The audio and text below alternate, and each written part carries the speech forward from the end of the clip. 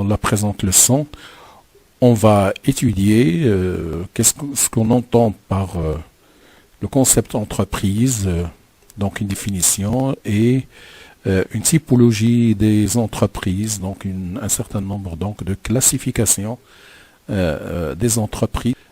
Pourquoi l'entreprise? Parce que c'est le lieu d'application par excellence du management. Le management est né d'abord dans les entreprises, donc c'est par et pour l'entreprise et ensuite pour tout type d'organisation qui vise à atteindre un certain nombre d'objectifs. Votre serviteur, Mohamed Hayssoun. Bien. Alors, on commence par cette question, qu'est-ce que l'entreprise? Notre bonhomme ici nous propose un certain nombre d'exemples et il se pose la question avec justesse, est-ce qu'il s'agit bien d'entreprise ou pas? Une banque, une épicerie, et j'aimerais bien que vous réfléchissez avec moi en disant oui ou non, mais bon, pour après, on va voir est-ce que vos réponses sont justes ou pas. En tout cas, une banque, une épicerie, une boulangerie, Banque El Maghrib, un cabinet de médecins, est-ce que c'est une entreprise ou d'avocats, une école publique, une université publique, un commissariat de police, s'il s'agit bien de trouver des personnes qui travaillent, donc des ressources humaines, un capital, du matériel, des outils, dans toutes ces organisations qu'on a ici, on va trouver ça, mais est-ce que ce sont des entreprises ou pas? Une agence bancaire, est-ce que c'est une entreprise?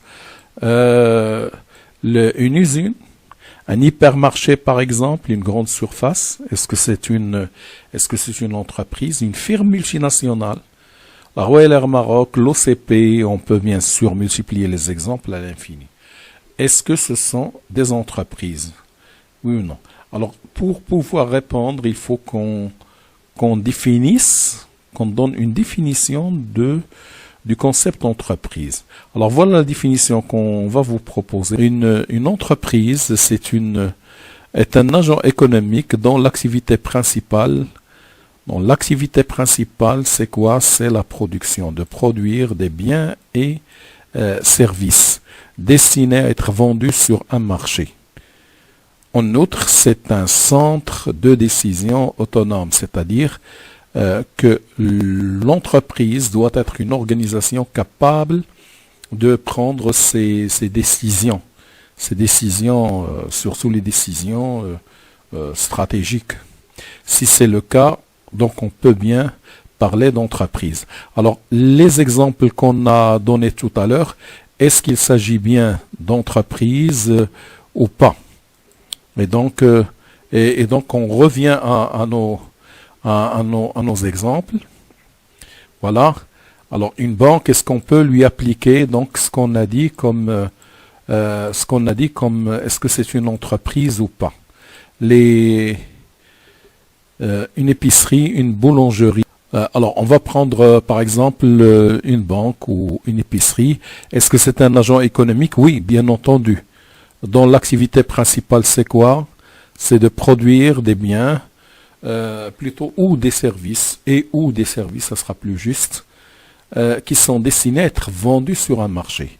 Alors, la vente sur un marché est absolument décisive dans la définition de l'entreprise.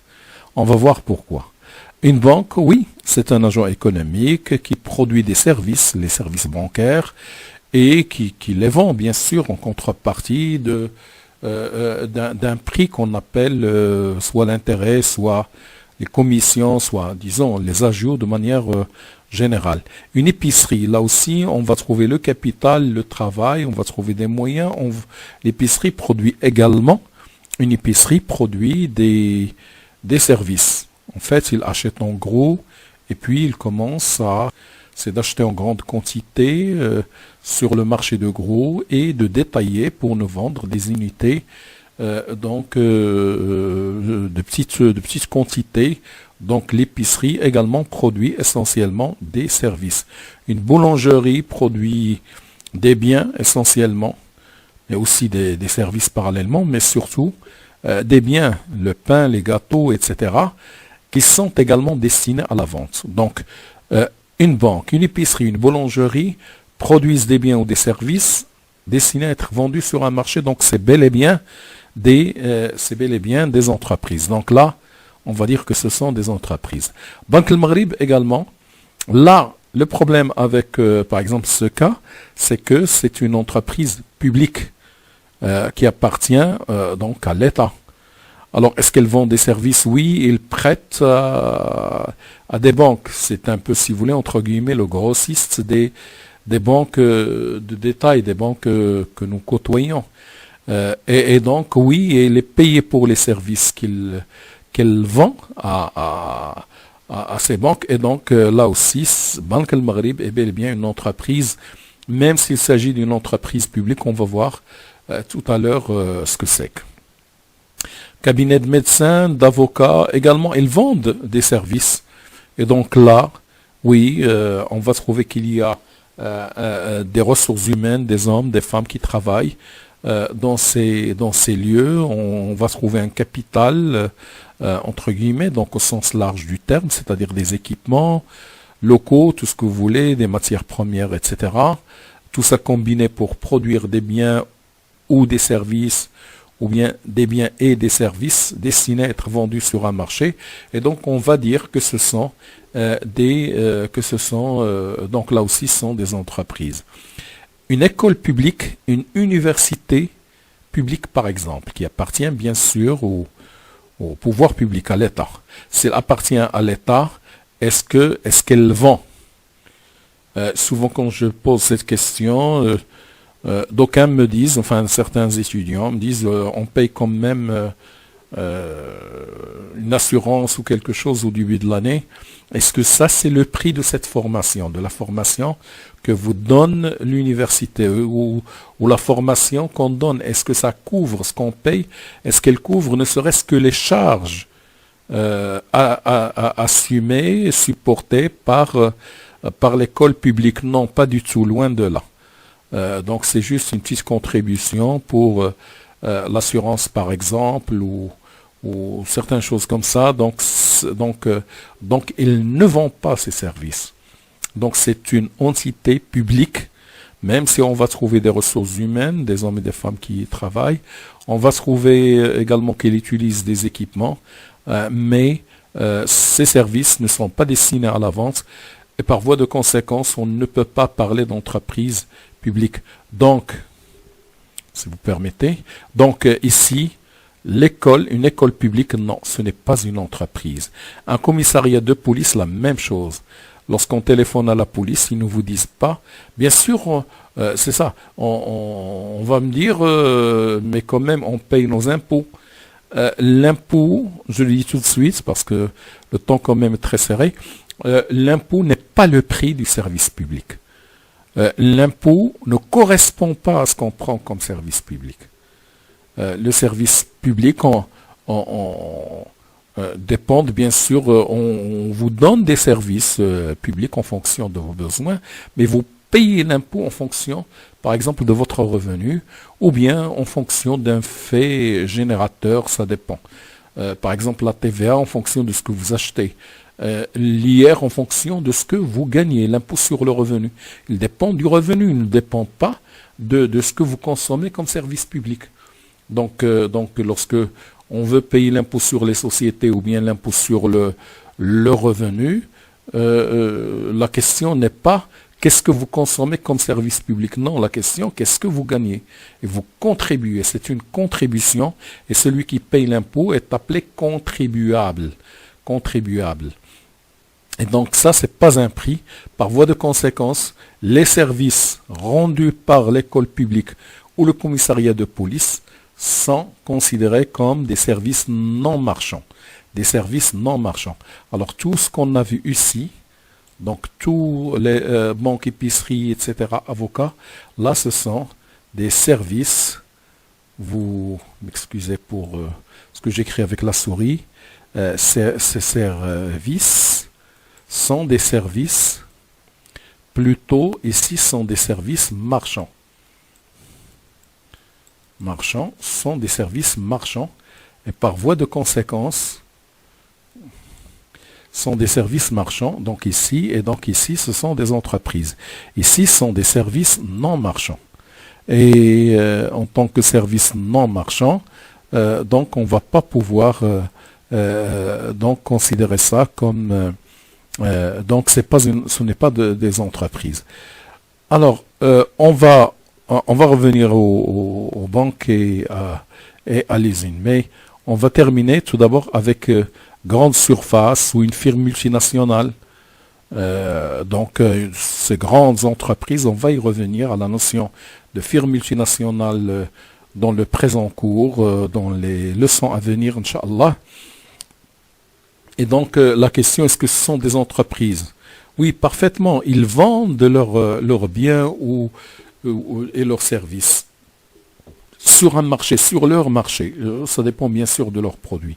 Parce que n'oubliez pas qu'en économie, lorsqu'on parle du marché, ce n'est pas le marché que nous connaissons comme ça, le marché du coin ou le marché du quartier ou le Qessaria, ou je ne sais pas, on va trouver toutes sortes de produits, etc. En économie, un marché, c'est la rencontre de l'offre et de la demande concernant un produit, un type de produit. Donc on va dire le marché de l'automobile, on va dire le marché des phosphates, on va dire le marché de l'électronique par exemple. D'accord ?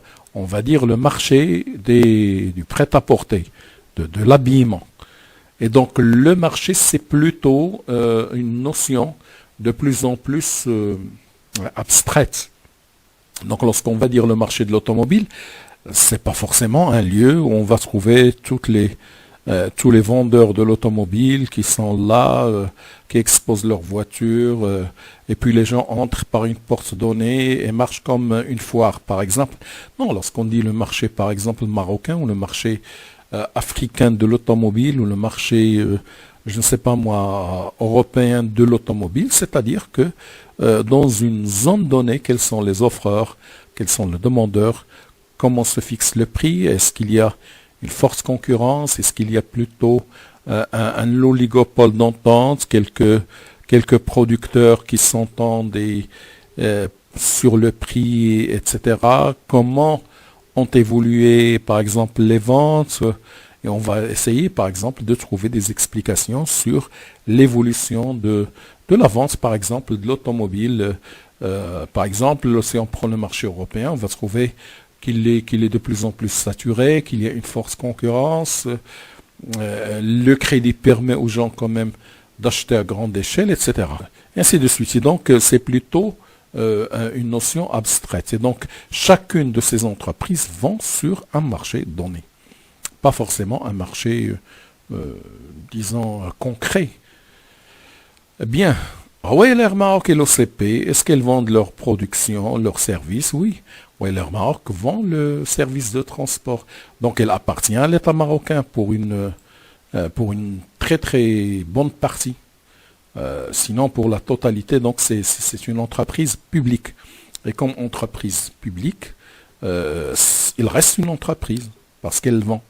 Par contre, le commissariat de police également appartient à l'État, mais ce n'est pas une entreprise, c'est une administration. C'est une administration au sens économique du terme. Ces deux-là, en comptabilité nationale, on les appelle des administrations. Et même si c'est par exemple une association qui ne vend pas ses services, bien sûr les gens, les adhérents contribuent, mais ça n'a rien à voir avec ce qu'ils prennent. Par exemple, on va faire une association qui gère un orphelinat. D'accord? Un orphelinat dans l'Aïtem. Alors, il y a beaucoup de gens qui vont contribuer. Mais est-ce que ces gens vont envoyer, je ne sais pas moi, leurs enfants? Non.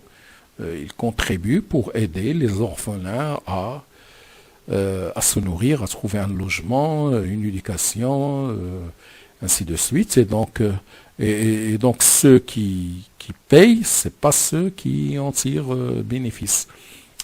Et donc, Weiler Maroc, comme l'OCP également vend ces produits, c'est-à-dire les phosphates et ses dérivés. Donc, on va dire que ce sont des entreprises, si bien qu'il s'agit d'entreprises publiques. Alors, nous reste deux cas, agence bancaire et usine. Alors, je reviens à la définition. L'entreprise est un centre autonome de décision. Un centre autonome de décision. Alors, on va se poser cette question à propos des agences. Par exemple, une agence bancaire, est-ce que c'est un centre autonome de décision? La même chose pour une usine. Agence bancaire vend. Donc, a priori, elle vend ses services. L'usine produit également des biens, etc. Bon, l'usine en tant que telle ne vend pas, mais c'est l'entreprise tout entière qui vend. Parce qu'il se peut que dans l'entreprise, on va trouver, bien sûr, une administration, même physiquement, on peut trouver un local qui abrite l'administration et puis d'autres locaux qui abritent les usines de l'entreprise. Et donc c'est dans ce sens qu'on se pose la question, est-ce qu'une usine qui fait partie d'une entité plus grande, est-ce qu'on peut la taxer également d'entreprise? Alors, est-ce qu'elle vend? Oui. Est-ce que c'est un centre autonome de décision? Non. Par exemple, si je veux travailler, supposons qu'il y a une agence tout près de chez moi. Si je vais au directeur de l'agence, je lui dis, voilà, je te présente une demande d'emploi, je veux travailler dans votre agence. Bien sûr, il va vous dire, non, c'est pas moi qui recrute, je n'ai pas le droit de vous recruter. Il faut aller au siège, et c'est là où vous déposez votre demande, c'est là qu'on va vous faire les tests qu'il faut, etc. Et si on vous recrute, alors à ce moment-là, vous demandez à ce que, éventuellement, on vous donne pour travailler dans cette agence, ce qui n'est pas bien sûr obligatoire. Mais le directeur de l'agence n'y peut rien, il ne peut pas vous employer, même pour un stage, il va vous dire qu'il faut passer par le siège, ce qui fait que, pour résumer, ce n'est pas un centre autonome de décision. Si par exemple, je ne sais pas moi, c'est là par exemple des réparations à faire, surtout les grosses réparations, à faire dans son agence, par exemple, ils ont des problèmes, je ne sais pas moi, d'entretien, des aménagements à faire pour l'agence, c'est le siège qui doit s'en occuper, qui doit faire les financements, qui doit prendre la décision déjà. Parce qu'il se peut que le directeur de l'agence fait une demande et que le siège, il se peut qu'il refuse. Bien. Alors ceci dit, donc on peut dire que là aussi, l'agence bancaire, une agence bancaire n'est pas une entreprise. Et la même chose pour l'usine. L'usine également n'est pas une entreprise. D'accord? Pourquoi? Parce qu'ils ne sont pas, ce n'est pas un centre autonome de décision. Bien. En bref, maintenant, le système productif d'une entreprise. Processus productif d'une entreprise. Processus productif d'une entreprise, c'est tout un processus. Quand on dit un processus, c'est un enchaînement de plusieurs segments ou même de processus, de sous-processus. Donc, et dans ce processus de l'entreprise, alors ça commence par des intrants. Donc, on a des intrants et on a des intrants qu'on appelle des inputs. Et on a des extrants, c'est-à-dire des outputs. Donc c'est un système où il y a des entrées, on peut appeler ça, tout ça ce sont des entrées, et des sorties. Alors qu'est-ce qu'on entend par entrée et par sortie? Donc entrée, ou les inputs, on a d'un côté les ressources humaines qu'on appelle en économie le facteur travail. On a de l'autre côté le facteur capital, tout ce qui n'est pas travail humain. Le travail humain, on l'appelle facteur travail. Et le facteur capital, c'est-à-dire les équipements, les bâtiments, les locaux, les aménagements, les consommations intermédiaires, c'est-à-dire les matières premières, les fournitures, et j'en passe. Donc tout ça font ce qu'on appelle les intrants. Tous ces intrants entrent dans le système productif de l'entreprise. Si par exemple on veut parler du textile habillement ou d'une entreprise de confection, on a bien sûr des gens, des hommes et des femmes qui travaillent. On a bien entendu des locaux, on a des aménagements, des mezzanines par exemple, des bureaux, des usines, on a des consommations intermédiaires, tissus, fournitures de toutes sortes, fermetures à glissière, boutons, tout ce que vous voulez. D'accord? Et tous ces intrants sont combinés dans le système productif de l'entreprise. Donc on va passer par la coupe, la couture, la finition, etc., l'emballage. Et puis après, donc, tout ce qu'on va produire, c'est-à-dire les outputs, vont aller au marché. Dans notre exemple de confection, par exemple, ils vont aller sur le marché du vêtement. D'accord? Bien, et donc c'est ça, c'est tout un processus. Et même ce processus à l'intérieur, on peut trouver des sous-processus. Par exemple, la coupe, c'est un processus. La couture, c'est des chaînes de travail. Et donc c'est un processus. La finition, le contrôle c'est un processus. Et puis la logistique, la distribution du produit, le marketing, tout ce que vous voulez, et donc pour arriver sur le marché du bien concerné. Et donc c'est tout un processus. Bien.